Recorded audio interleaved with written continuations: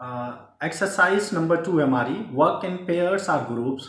ये आप ग्रुप्स और पेयर में भी कर सकते हैं एक्टिविटीज, स्टूडेंट्स आपस में मिलकर। Match phrases with their contextual meaning. यहाँ पर फ्रेज है, फ्रेज की जो है उसके सामने कॉन्टेक्सचुअल मीनिंग्स लिखी हुई हैं, वो उनको आपस में अलाइन कर या मैच या मिलाना है।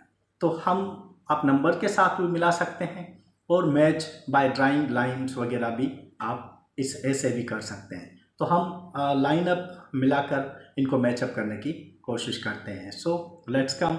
यहाँ पर एक तो फ्रेज लिखे हुए हैं, दूसरे जो कलर में हैं वो अपना कॉन्टेक्सचुअल मीनिंग है, तो इनको अलाइन और मिलाना है आपस में। नंबर 1 है बाय हिमसेल्फ। बाय हिमसेल्फ का माने होती है कि ऑल अलोन। तो या नंबर 3 पर जो चीज़ आ रही है वो है यहाँ पर ऑल अलोन, ठीक है। तो इसका मतलब है कि वो जो हंस होता था ना, बाय हिमसेल्फ रहता था, मतलब ऑल अलोन रहता था, उसकी फैमिली में और कोई मेंबर्स नहीं बताया गया इस लेसन के अंदर। Getting on. गेटिंग ऑन का मतलब डियर स्टूडेंट्स होता है किसी चीज़ को मैनेज करना। मैनेज करने की माने क्या होती है? बंदोबस्त वगैरह करना, ठीक है dear students. Then by the by. अब बाय द बाय की माने डियर स्टूडेंट्स होती है कोई भी वाक्य का होना, इंसिडेंट्स का होना, या इंसिडेंटली बाय चांस हो जाना किसी चीज़ का, उसको हम बाय एंड बाय इंसिडेंट के साथ कहते हैं। Then at once.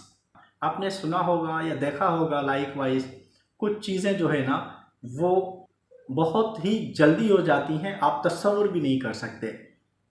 कभी कभी कुछ लोगों को आप अपनी ज़िंदगी में देखते होंगे कि वो बहुत जल्दी अमीर हो जाते हैं, at once. So dear student, at once की माने होती है इमीडिएटली। टुक डाउन। डाउन का मतलब होता है कि नोट डाउन। नोट डाउन आम सी अल्फाज में।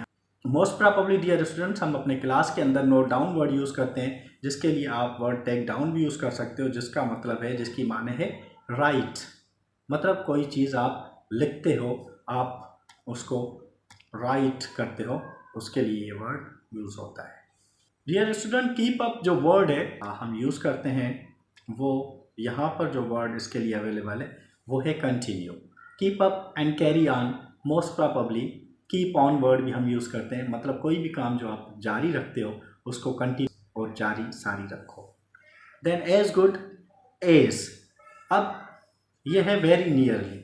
यहाँ पर मतलब एज गुड एज अभी हमने पढ़ा था कि वो कह रहा है कि यहाँ लास्ट ही हमने पैरा में एज गुड एज पढ़ा था, जितना अच्छा मुझे होना था मैं उतना ही अच्छा हो पाया। Then at great length. Last word जो हमारा है वो है एट ग्रेट लेंथ, जिसकी माने है विद मच डिटेल। मतलब कि इस लेसन के अंदर आपने देखा होगा कि हमने डिटेल वर्ड्स मीनिंग की बात की, डिटेल उसकी एक्सप्लेनेशन की बात की, मतलब एट ग्रेट लेंथ या विद मच डिटेल हम इस चीज़ को अंडरस्टैंड कर सकते हैं, ठीक है। तो ये हमारी एक्सरसाइज नंबर 2 थी, जो कि अभी हमने सॉल्व की है। लेट्स कम कि एक्सरसाइज नंबर 3 हमारी क्या कहती है। Thank you.